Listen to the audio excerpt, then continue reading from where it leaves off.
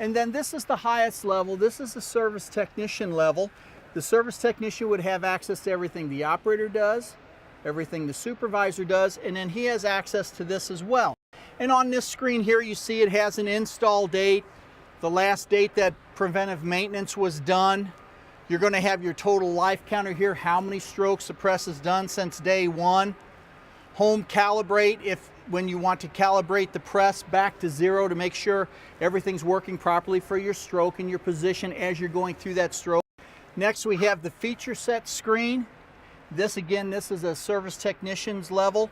This has all the feature sets contained within the program, and that way we can customize the feature sets to your application. So for instance, if you have front light curtains, we would turn that on, but you don't have rear light curtains, we would leave that off. Let's say you have a die cushion, that would be turned on. So depending on what your application is and what feature sets you need, the service technician will turn these feature sets on or off. That way, if they're not needed, they're off and they won't interfere with the operation of the press. So then we have the configuration and setup screen.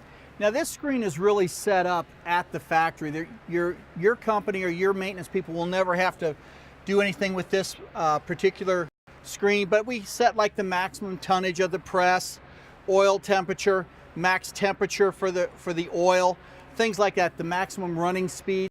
And like I say, this is all set up at the factory, and this is setting up the parameters of this particular press and how it's supposed to run.